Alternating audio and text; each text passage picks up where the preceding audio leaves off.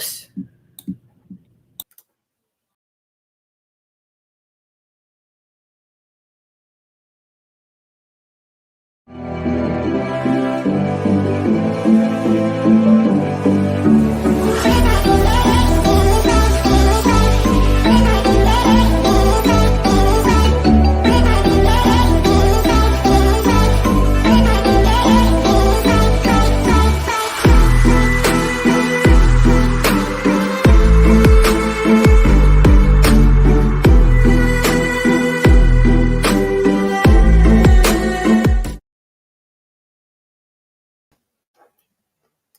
Good morning, good afternoon, everyone. Happy Friday.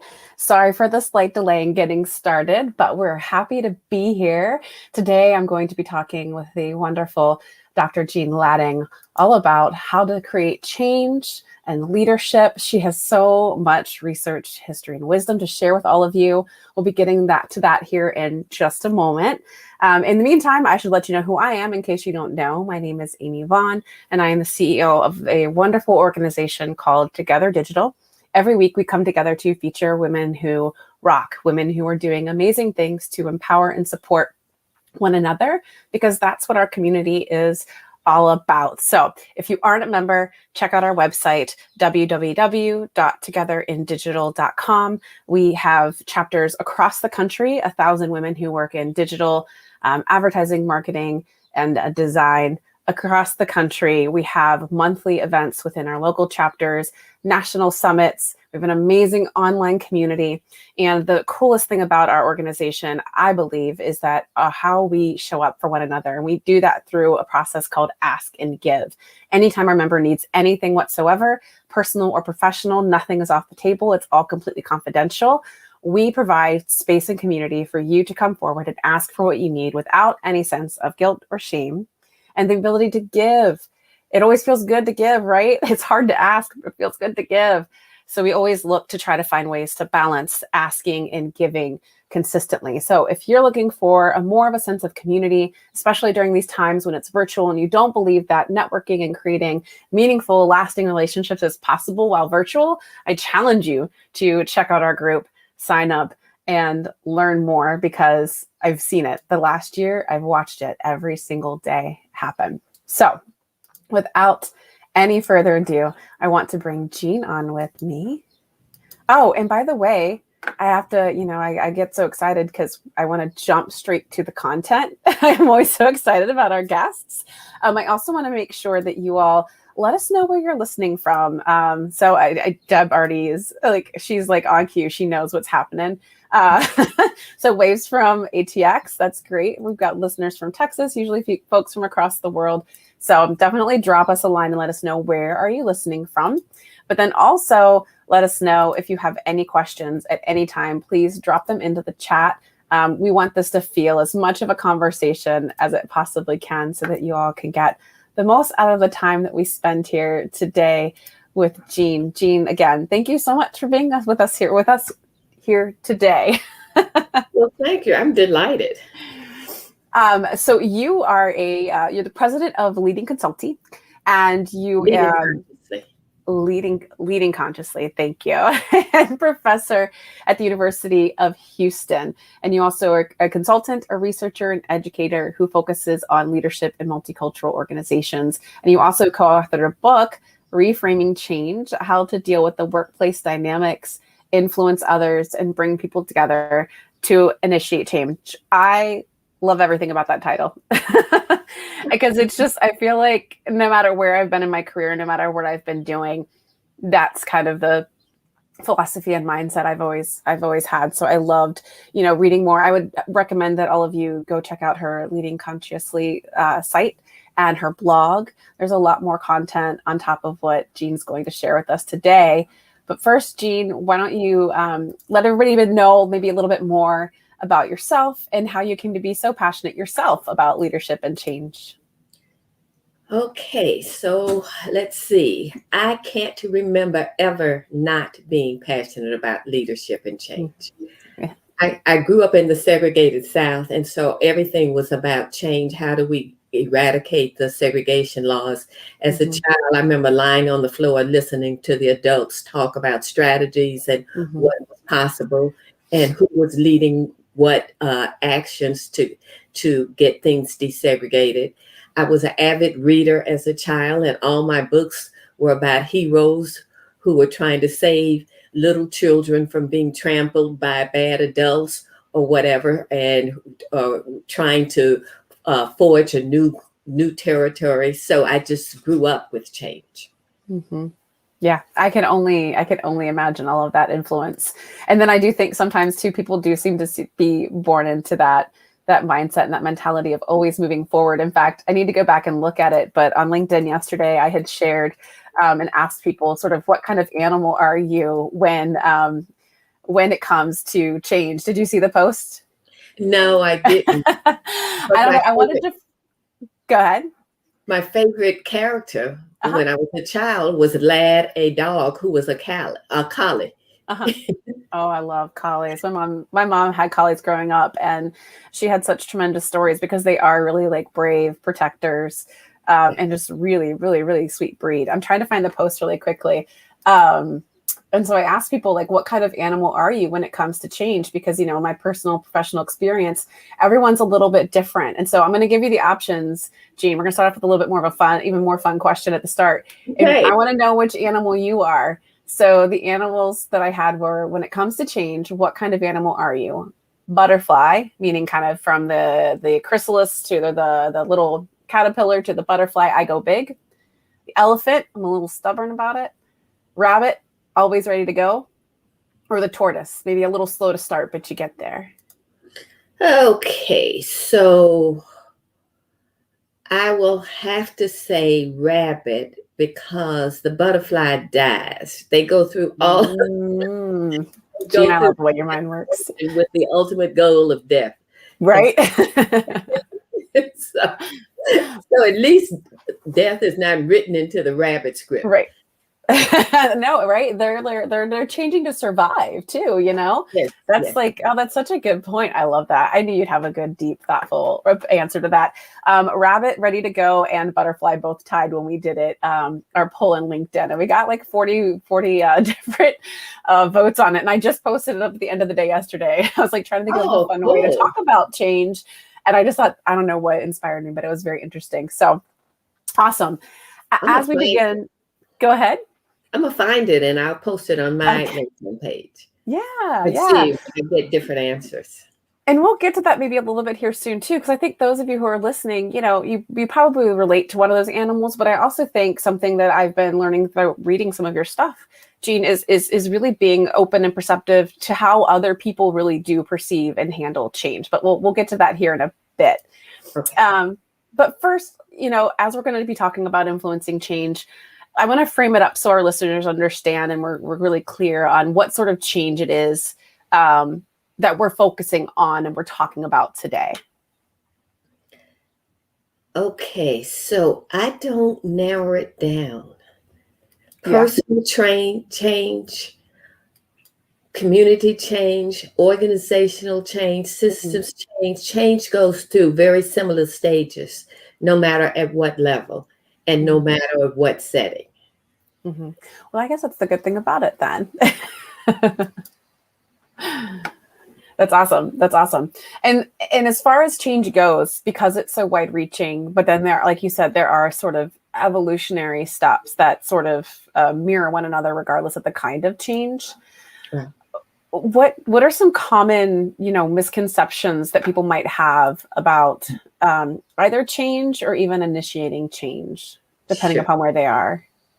Okay, so I'm going to give you several. Okay, here's one. She said she was going to change, and then she's doing the same thing all over again. Yeah. She hasn't really changed. She doesn't mean it. She claimed she was going to change. So that misconception is the belief that intellectually wanting something, and understanding something is the same thing as being able to carry out that action consistently. Right? You got to first be aware, then you have to desire it, then you have to know how to get it, then you have to know when you're not doing it, and then you have to be able to maintain it. Right. Right. So there's a long gap between I want to change and I'm carrying off this change each and every time the opportunity presents itself. So that's one. Another misconception is if they don't change, they must not care, or else they're selfish, or else they're stupid. So she's not changing. Therefore, I'm going to form a negative assumption about this person. We have to first, is the person aware of the change?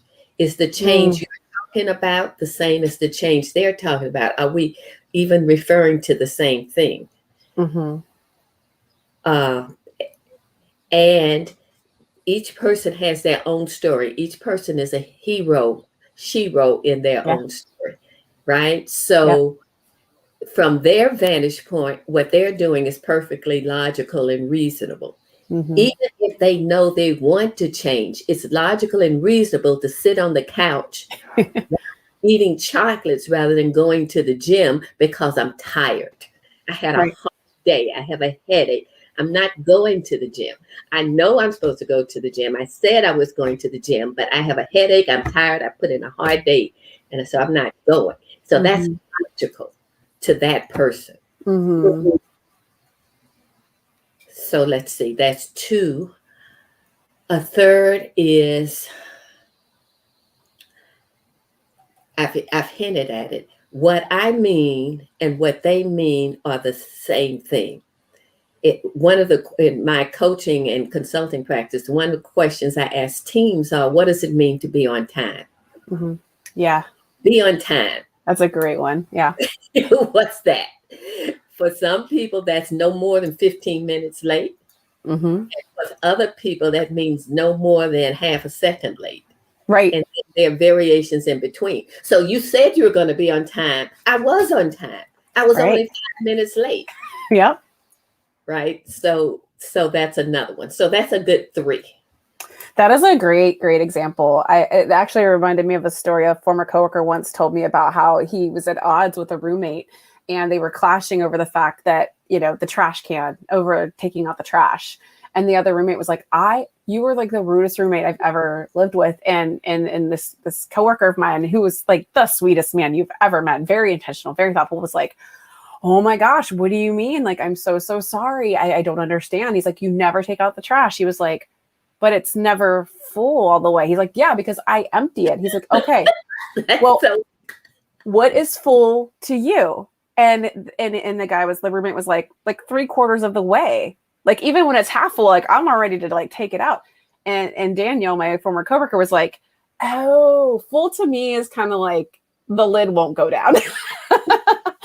And so like, that's such a great example of like understanding, if you want to create change and see change, what change looks like, and the end result might look a little different to everyone. And if you're not creating some sort of level set playing field or have a good understanding of what everybody defines as that change, then some people might think, oh, well, yeah, we're there. We're good. The trash doesn't need to be taken out. And somebody else is like, it is overflowing. We've got a crisis. It's disgusting. It's so, it's so funny though. I love that. I think that's really smart. So the first misconception is that I want to change, but the steps between that and actual change of being aware, desiring change, how to institute change, when and maintain.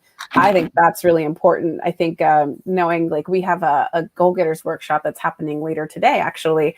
And it was interesting. We did it in the first quarter. We're coming back from a second quarter, and listening to how each of these women sort of talk about how they tried to institute change. And I'm going to talk about that framework a little bit to say, like, where did you fall down? Like, you were aware you needed to change. You had the desire you needed to change. Did you figure out the when and the how? And then how are you maintaining? Because it's one of those things we like to think that it's just like, I turn a button or I flip a switch and change is done. I don't have to do anything about it. But I think the point that you made there so well is that change is a kind of an ongoing maintenance. It's an ongoing thing where we can't just set it and forget it. So that is absolutely wonderful. I love that. Oh, take some time and some work. Those are great misconceptions. Another thing that I hear, from, our members and coworkers a lot of times is, when they're in a place or a position, whether it's at work, and let's, for the sake of this instance, let's use the example of work. If they're at work and they want to institute some sort of process change that's maybe big, or cultural change, do they have to be a leader in order to kind of initiate that change? By definition of initiating the change, they become a leader of that change. So do they have to start off define themselves as a leader? No. Does the organization have to recognize them as a leader? No. If I'm going to initiate a change, I'm leading something. I'm leading the change.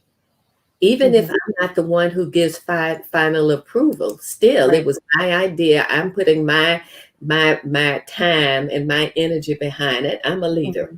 Yeah. No, I would agree. I think ever since I was a young kid as well, it was always like, I want to save the environment. I want to help the elderly in our neighborhood. Like, what am I going to do? Am I going to do a fundraiser? Am I going to bring the kids together and we're going to go around and wash cars? And everybody would say, you know, as younger, they're like, oh, she's such a little leader. So I think that is, you know, it is initiating change is an opportunity to step into that space of being a leader, because, you know, it's not based on title.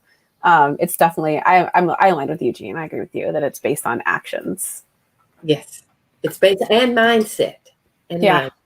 You had a mindset as a child that you could make things happen. You saw injustice, you saw opportunity, and you had a mindset. I can step into this space. So that's the biggest hurdle for many people. They might see it, but they don't believe they can step into the space, doing something about it. I have a question about that then. I mean, because again, like, you know, I don't know if it's like a generational thing. I was like a firstborn, and there's just certain things about like my nature that definitely made me that way. But I definitely empathize with those who are maybe listening who don't feel that confidence when you're kind of coaching and mentoring people who want to sort of step into that leadership space. What's some advice that you might give them if they're uncomfortable with it? Visualization is the first one, but some people can't visualize. So role models. So you look and see someone and say, oh, I wish I could do that. Oh, I love the way she's doing that. Oh, I wish I had that. By definition of recognizing it and wanting it, it means it's in you. Yeah. It's already there, because if it weren't there, it wouldn't stand out to you. You wouldn't even notice it. That's a good point. So you already have it. So now the next step is then how do you convince yourself you can do it? And do that by tiny steps. So logically, I'm not a leader. I can't do that. I could never do what Alice does, not me. But if I were Alice, and there's this thing that I see needs to happen in the organization. If I were Alice, what's one thing Alice might do? Well, she might go talk to Patrice and see what Patrice says. So even though I can't do it, I will go talk to Patrice. Yeah. So you just talk your way into it using some role model out there. Yeah. And guideposts, and do what that person would do. Yeah. I've had people said, Jean, I had no idea what to do. So I said, what would Jean do? Right. And then they do whatever it is they think I might do. Yeah. It doesn't matter if they're right or wrong, because it just puts them into action. It does. Well, and like you said, it's mindset, right? It puts you into the mindset of somebody that you aspire to or are inspired by. I used to do that all the time with one of my former bosses and creative directors. So brilliant. Always had amazing, far-fetched, but somehow very strategic ideas. And I was working in advertising at the time. And so I would always be like, what would Jeff Stamp do? That's it. That's how we do it.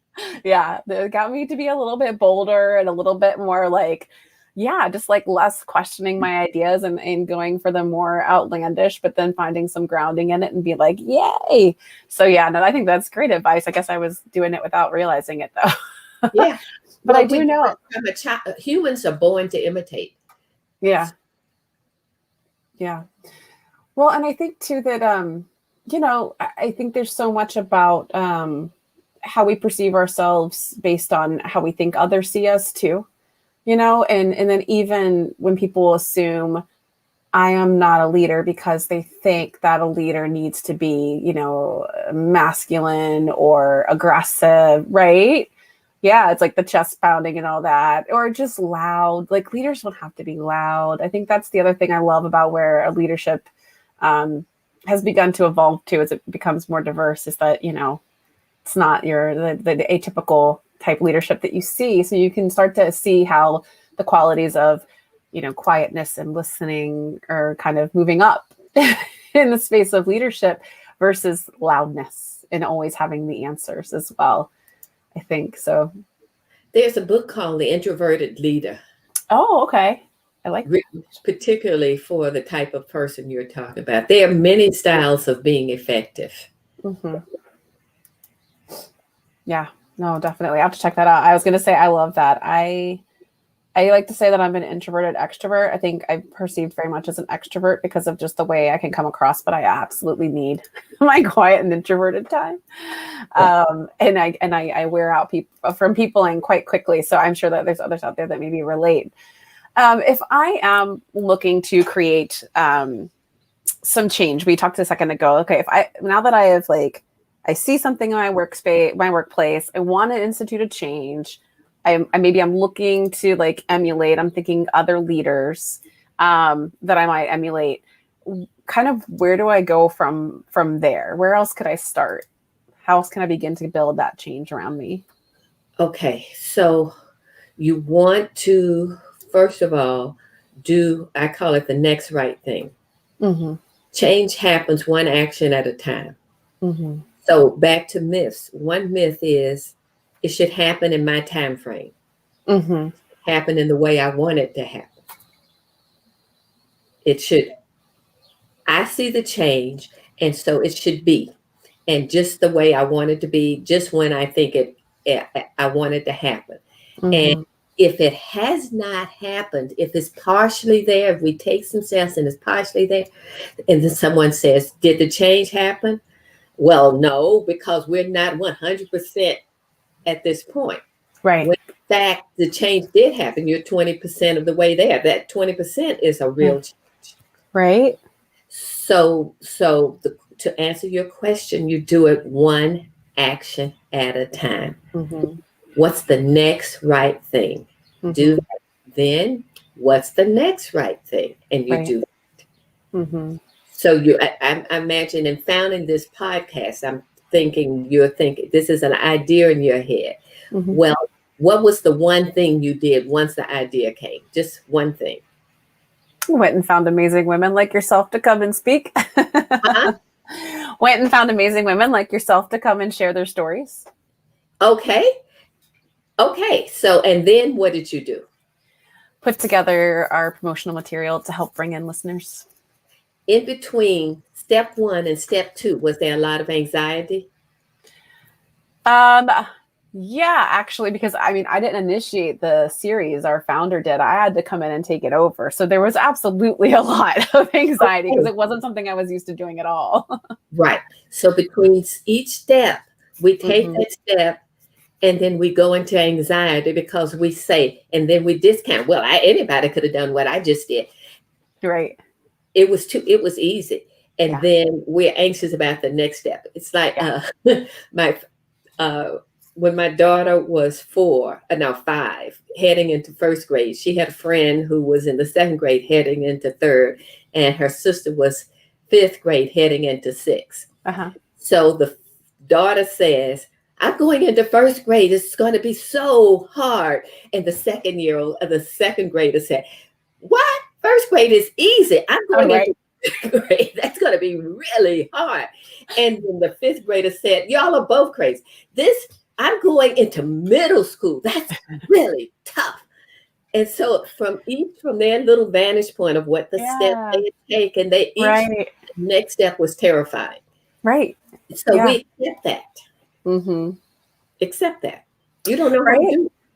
Yeah. Get comfortable with being uncomfortable. It feels like you're not making any sort of changes if you don't feel a little bit uncomfortable. I've definitely learned that over the last year where I've just had to dig down and push myself, or I've seen our members even dig down and push themselves through things that felt uncomfortable. And now it's like, I feel like I wouldn't do these in my sleep because I love them and enjoy them so much, but I could in my sleep because it's just like we have a process down and it works well. And then we talk about changing it and I'm like, no, it's okay. But I do love, you're right. I think the next right thing is wonderful advice. I have 2 young children, and so it harkens to the whole Frozen 2 song, which is not going to be stuck in my head the rest of the day, but that's okay because it's a great song. And I love that kids are getting that message, the next right thing.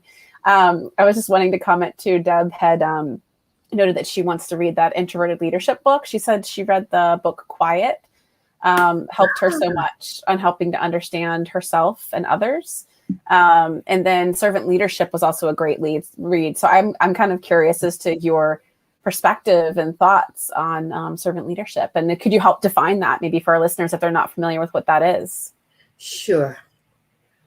Okay, so leadership has gone through an evolution since the industrial age into the service age and now in the information age. The servant leadership philosophy came mostly out of the service industry when women left their homes and moved into all these telephone operators, school teaching, and other professions. So the question is, do I report to my employees, people who are under me, or do they report to me? The servant, who's supposed to be serving whom? Are they there for my women pleasure to carry out my orders, or am I here to help them facilitate doing their jobs? So servant leadership, when it came out, was revolutionary. The idea that the manager, their job was actually to facilitate the employees doing their jobs. Yeah. If you've hired people who are good, they want your support and help to shine. They don't want you in their way. So servant leaders understand that. So you define the framework. Here's the playground we're playing in. Here are the rules of the playground. Here's where the balls are. Here's where the swing set is. We don't punch. We don't kick. Everybody got the rules. Now go get it. Go play. That's servant leadership. And if you need help, come ask me. Or if there's a nail in the swing set, come tell me. I'll help you get rid of the nail that's sticking out of the swing set. You tell me what you need to get the job done, and I will help you achieve that. Yeah. I love it. I am personally such a fan of servant leadership, and I'm so glad as far as a management style, leadership style, it has come more and more into fruition, and it's proving successful, right? You know, the research is showing that as far as retention and acquisition of new talent, things like that, just people being happier in their workplace and things like more balanced work and life through servant leadership, I think is just tremendous. So it gets me really excited to hear that people are talking about it more. Yeah. Well, awesome. You're going to ask a question? Because I was going to make another comment. Oh, please do. Today's workplace won't put up with a lot of finger pointing, all of dictatorial leadership. And so part of the reason it does support retention, as you're saying, is because today's people's workplace have access to information on their own. They don't need to go ask the manager any little thing. They go to Google. They get their own answers. And so it doesn't work to order people around. Definitely. I've definitely lived in the experience in my years of working both, and I definitely know which for me has been most preferable. I don't know many people who prefer the more authoritarian dictator ask. I think that those tend to me, at least observationally, are the folks who are just still more enamored with like charisma, you know, and the kind of the perception of power and things like that. So yeah, no, I definitely feel that. And then as far as community, do you have any advice for our listeners if they're looking to sort of start to begin to create change within their community? Because I think sometimes too, that can feel intimidating or complicated. Community change Organizational change is too, but community change really is one conversation at a time. Mm. Who are the power brokers? Who are the faith leaders? Who is the person on your block that everybody turns to? There, Mm-hmm. most neighborhoods have one or two people who know everything that's going on. Yeah. So that person can give you a world of advice on how to get the change you're thinking about happen. And if you get this person on your side, doors will open. Mm-hmm. So, ask the person, I'm thinking of this, or is that a problem for you? What do you think needs to happen? And who do I need to talk with? Mm-hmm. And so each person will tell you somebody else to go talk with, and you Yeah. just go make your rounds, talk to everybody. And then at some point you'll say, I've talked with all these folks and we've talked. Maybe we should meet and talk about this thing. Mm-hmm. And they'll say, that's a good idea, because they've given you their ideas. They see possibility. So, yeah, let's meet. So then you show up with an agenda. So not a rambling conversation. Mm-hmm. Even if it's what's the problem, who's involved in the problem, what are the possibilities, it just has to be an agenda. If you show up for a rambling conversation, and for a rambling conversation, they will get mad and feel you wasted their time. Yeah, that makes sense. They need to see what's on the agenda, and at the end of the meeting, they need to know something was accomplished. Mm-hmm. And they'll know something was accomplished because things that were on the agenda actually happened. Mm-hmm. Yeah. I was a community organizer. That's so great. I love that, because I mean, you're 100% right. I wrote that down too. That might end up being a social post later. Is community change is one conversation at a time, because it sometimes happens that way. You're standing in the grocery store line chatting with somebody. You're standing across the way talking to a neighbor, and you come across a common thread, problem, issue. And sometimes you're like, I want to do something, but I don't even know where to start. And so you kind of just walk away from it, or you continue the conversation, or you move on to something else. So this actually makes me think, well, the next time I have one of those conversations, I know a little bit more what to do. Ask more people about it, have one more conversation about it. Like you said, find those people of power and influence to continue to have those conversations until you can have that meeting. And I love the agenda idea. I think anytime I've had to kind of call people together to, even like in an organization, outside of community, change, I have always had not just the agenda, but the objective of the meeting in mind, and saying, this is what I want us to leave with today. And then I also think about how I want everybody to feel when they leave. Like, how do I want to leave people feeling? So that I kind of keep that in mind, and I don't just like tick off because I'm a very much a to-do list person. I'm like, okay, we talked about all these things. All right, bye. But if I'm really cognizant and thinking about how do I want people to leave here feeling, especially if it is about, initiating some sort of change, you obviously want them to feel inspired, empowered, motivated, and knowing what to do next. Emotions go on the agenda. Ooh, that's a good one too. On the agenda is, how do we want to feel when we leave this meeting? Mm-hmm. That's an agenda item. Mm-hmm. Another agenda item is, what are the obstacles that scare us or that we wonder we can't move past? Mm-hmm. What are the things that we can bring to bear? How can we overcome these barriers? What resources do we have access to?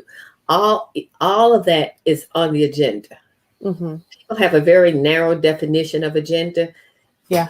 If you open it up to include emotions and hopes and fears. Yeah. Oh. Deb said emotions go on the agenda. I love it. I love it. I wrote that down too. That's a keeper. Oh, that's so cool. Because I think that's the other thing too, as you're talking, I've realized over time, when I'm trying to initiate change, getting others to come along with me is a challenge. Do you have any thoughts, ideas, advice there? I mean, definitely emotions on the agenda feels like that should be on that list, but is there anything else you would add? Sure. So you want Susie to come along with you, And Susie says, I'm not so sure, and I don't know, and I have kids and this and that. So, okay, so Susie, I understand you're busy. There's several techniques, but here's one. Yeah. Susie, I understand you're busy, but if I get Dick and Jane and Juanita, if they agree to come on board, will you come on board? Yeah. Well, yeah, if you get them, but you're not going to get them. So then you go to each one. If I get Susie and Dick and Jane, That's so smart. will you come on board? Well, yeah. And then you just find out who they need to see on board. Uh-huh.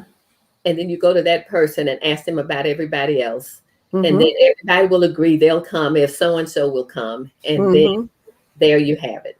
So that's one of the techniques. I like it. I like it. I like it a lot. I just realized that's totally how I ended up being next year's PTO president. What happened? So I was the secretary for this last year, for the last 2 years. And, you know, I'm a working mom. My daughter had just gone to kindergarten. And I was like, I would love to find ways to meet more parents. And her kindergarten teacher and I got to talking about like my work and what I did. And she was just like, oh, you'd be great on the PTA or PTO. And I'm like, I don't know.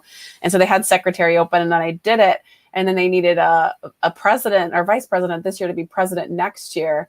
And I was just like, I'm so busy. Like, I do love helping the community. I love being part of the things with the kids. Like, I love getting to know the teachers and the other parents and the kids more, but I just don't think I'll have the time. And they were like, well, because it's a special year with everything happening with COVID, we're going to bring in the last 3 presidents to be a special committee for whoever is president. I was just like, well, if they're all going to do that, they totally got me. Jean, it works. You're right. It totally works.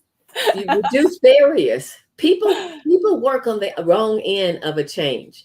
They work on the promotion end. Here's why it's important. Here's the benefits. Yeah. That's not what's going to produce the change. You work on reducing barriers to change. Yeah. So a barrier to change is you're too busy. Here are 3 people who have expertise. They will help you. Yeah. Now, what else do you need? Exactly. No, and I'm definitely, I would not have said yes without those 3. And I feel tremendously more comforted by it. And then also excited too, because, you know, it's going to be it's going to be the next school year. So it's going to be the first year out of the, outside of COVID. So we'll have some normalcy back to all of that. So yeah, we'll see how it goes. I'll keep you posted, Jean. I'm sure you're curious to hear about my PTO adventures. It's wonderful. I think it's wonderful how they enticed you in. They did. And I mean, again, like I said, I love being a part with the school district that we're in is wonderful. I love being a part of the community. I do coaching as well. I coach kids soccer and stuff. So it brings me joy. So the fact that they were all willing to kind of come together and have a special committee for it did make it feel very honoring. But I think you're exactly right. Like, and honestly, for all the times I've tried to institute change or bring people together for things like that, I've never thought of that strategy. But I know it works because it worked on me. And 2, I'm going to use it in the future. Yeah. Awesome. Okay. Well, all of you who are listening, again, don't be shy. I know you're dropping comments into the comments. So that's wonderful. Want to hear what you're thinking. If you're agreeing, I know everybody was also liking emotions go on the agenda for sure as a bit of advice. But if you have any questions specifically for Jean about making change, creating change, struggles with trying to initiate change, like let us know what your questions are. Jean, how, we kind of talked a little bit about, and it might come back to some of the answers you've given, but I have it listed as a question. But if I'm part of a larger system or an organization, so kind of going back to organizational change specifically, how can I impact change if I do not feel that I am a person of influence within that space or organization? Well, that just goes back to mindset again.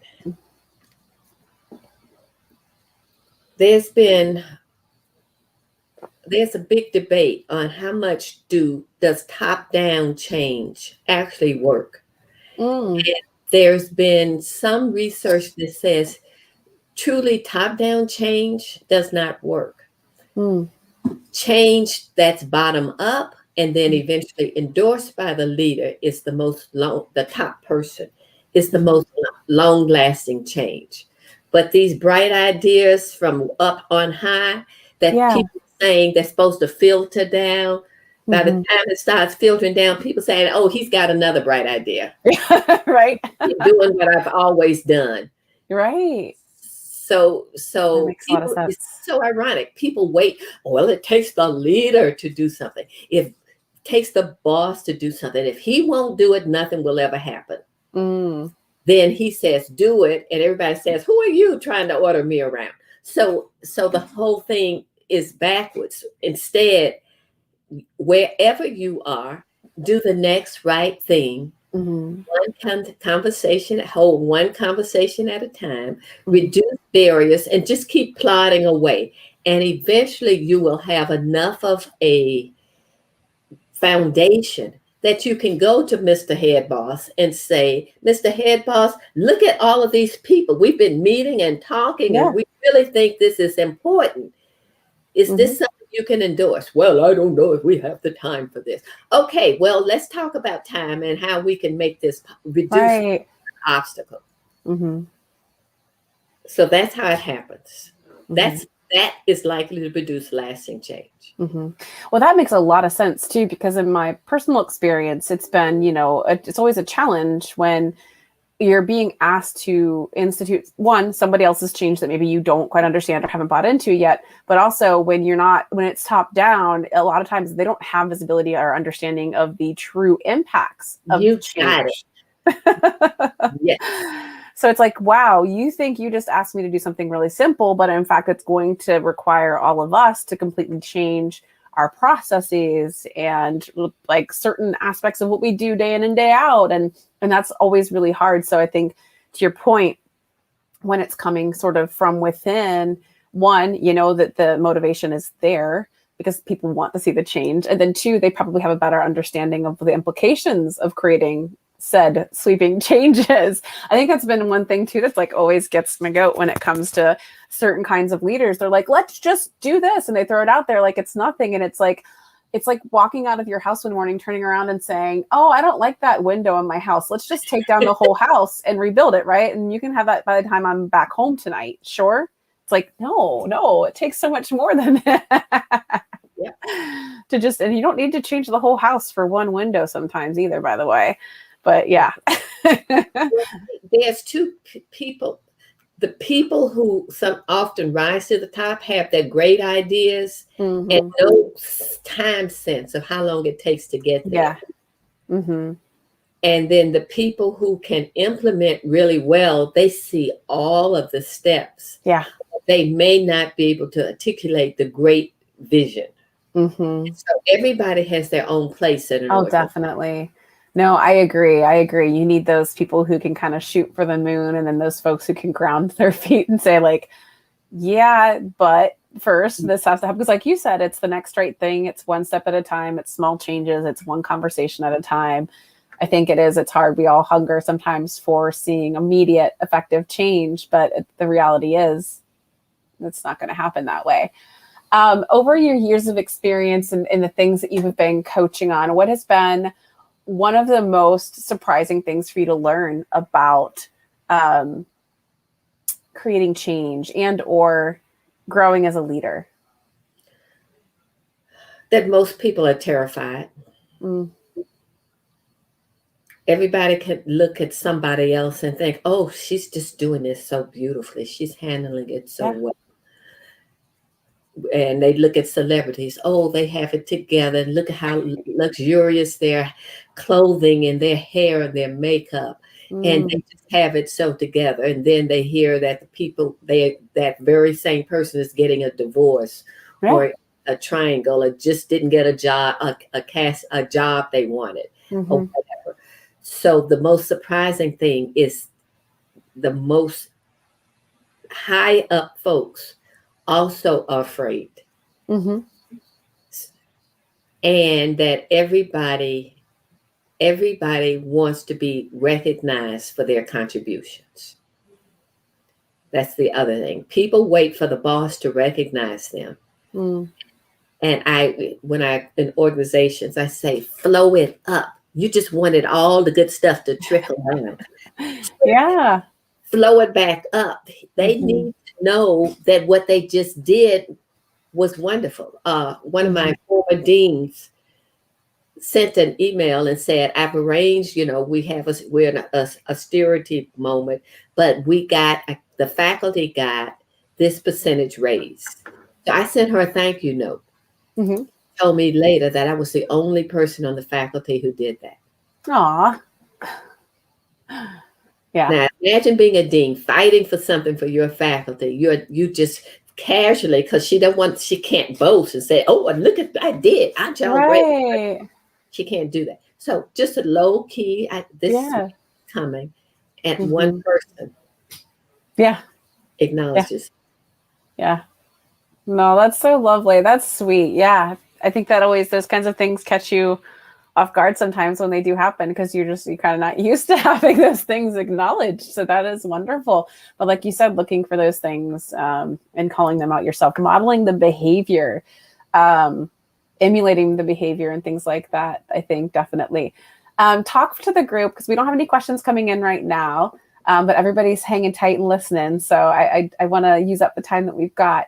Tell the group a little bit more about your book and Leading Consciously and your website and the work you're doing there. Okay.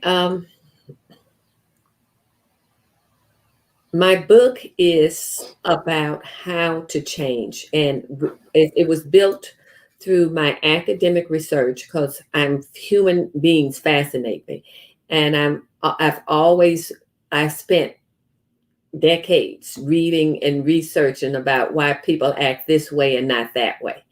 So it's built on academic research. It's built on practical experience. I read practitioners, what they're doing. I try out things. I'm an experimenter. And then I see if it works in my own life. And then I test it out. And then I bring it to my classes. So it's built on theory and personal practice, and then practice in various settings. So my co-worker and my colleague and I came up with a list of 18 skill sets that we thought every leader should have. And notice, I remember I have a very broad definition of leader. A leader is somebody who thinks they want to lead something. So we came up with 18 skill sets. Everybody said, that's nice. I don't know if I can do 18 different things. So we condensed it down to 6 skill sets. And that's the skill sets that I teach from. What I've just talked to you from is the chapter on initiating change in the book. And if anybody reads the book, they will see elements of what I've said here. What I worked on was timeless skills, because of the nature of human beings, not subject to this era or that era, the machine era, the information era, but human beings being human beings, what's likely to work. And so the skills that are in initiating change were used by the revolutionaries in getting rid of the British from the United States, literally. So that stuff still works, huh? Yes, I didn't want anything that wouldn't last. I wanted that's wonderful. No, this is pretty much the way it is. So what I did from that, once the book is published, then I started offering workshops on different chapters of different things. And now what we're offering is I have 2 online programs. I started online pre-COVID, by the way. I started moving online. Good for you. And then COVID came, and I said, what am I, is the universe listening to me? Or what? Yeah, you had good instinct. Yes. And so one is a membership program. It's $35 a month. It's focused on racial and social justice. I originally hadn't been planned to focus specifically on that, but obviously that's what I get calls for more and more and more. And so I said, okay, I'm going to go for that. So it's Leadership for Racial and Social Justice, Pathfinders. People read the blog, do homework exercises, have a discussion about the blog and their lives and how they're applying it, and then come to a once every 2 weeks coaching call. $35 a month. It's with small but mighty. And the people who are involved are heavily involved. We got some interesting, and people are disclosing. It's on your own time, which is the advantage. Mm-hmm. We're heading into a launch for the more intensive 9-month course where we will dig into each of the 6 major skill sets in the book, learn them and practice them. So let me just recite them just so. Testing assumptions, and by that I mean testing negative assumptions. That person's a jerk, they don't care about me, and now I'm supposed to play nice. How do I test my negative assumption? Mm-hmm. Clearing negative emotions. I'm mad. They shouldn't have done it. He's a jerk. He wants to get me. I'm upset. I can't test my assumptions as long as my negative emotions are blocking the way. Mm-hmm. Building effective relationships. That's number 3. How do I get and give feedback? So now I'm mad. He's a jerk. How do I go and say, stop your jerky behavior? That's not how it works. So what do I do? What do I do so that I feel satisfied? A lot of times people go and try to test, go and give somebody feedback and either give it wrong or they'll say something general. Instead of saying, I did not like the way you gave me comments on my paper. They say, some of the things that happen in the class bother me. Mm-hmm. Well, nobody can use that information. Right. Bother, how do I even ask you a question to figure out? So I have in the back of my mind the thing that's bugging me, but I'm scared to get it out because I get it out, I'll end up saying you're a jerk. And so the skill set then is how to do that. That's the building relationships. And then bridging differences. If it's a teacher, student, you have power. If it's a boss, employee, it's a power disequilibrium. If it's in many organizations, if it's a male head and a female subordinate, then we got the gender differential and then we got the power differential going on. If it's race, same difference. I have been the only Black person in so many groups, or one of a very few. So we got the race. I'm a minority in numbers. I'm a minority in my attitude because I'm a change agent person. And everybody wants to follow the yellow brick road. And I'm about, let's bust the whole thing open. So I got it. So we have that going. So we have all of these differentials. So how do we bridge? Introvert and extrovert. Yeah.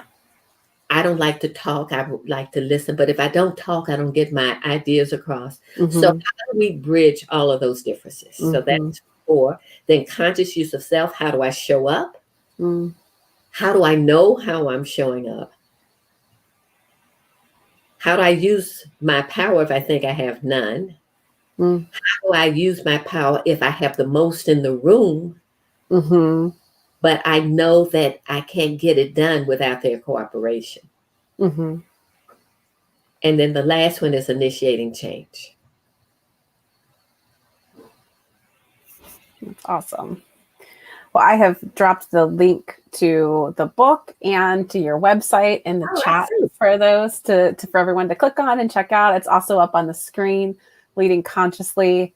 Jean, this is such a nice, fun hour. Getting to talk to you is always so helpful and enlightening. I love and I'm so inspired by all the work that you're doing. And again, it's like one of those things, I'm always in awe of those who have the facilities and the understanding of what it takes and can break down what it takes to create change and then empower others to go out there and do that. So those of you who are listening today, I hope you feel a little bit more informed and inspired on how to take that next step and start to initiate change and how to think about it one more step at a time. Jean, do you have any last minute thoughts before we let everybody go? This is real important because of the whole concept of initiating change.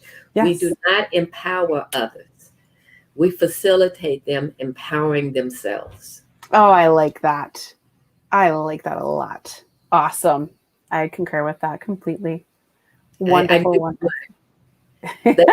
People talk about empowering others, but when you set out to empower others, you end up trying to tell them, you can do it, and that's not empowering at all. Yeah. No, that's right. No, you're 100% spot on. I love that. You always go a little bit deeper and a little more thoughtful. Thank you so much, Jean. This was a lot of fun. Everybody really enjoyed the conversation today, it sounds like. So again, if you guys want to reach out to Jean, you can do so. I assume it's cool for you to reach out on LinkedIn and or check out our website, check out our book. I know some of you said you're excited to read it. I'm going to grab a copy as well. And check out my Pathfinders program if any of this is interesting to you. Awesome. Well, Jean, again, thank you so much for having me. This has been delightful, and you had great questions for me. Oh, good. I'm glad. I enjoy doing this. This is my favorite day of the week, getting to sit down and just spend an hour with amazing people. So I appreciate your time. Awesome. All right. Have a great weekend, everyone. Everybody who's listening. All right. Take care. All right. Bye. Bye.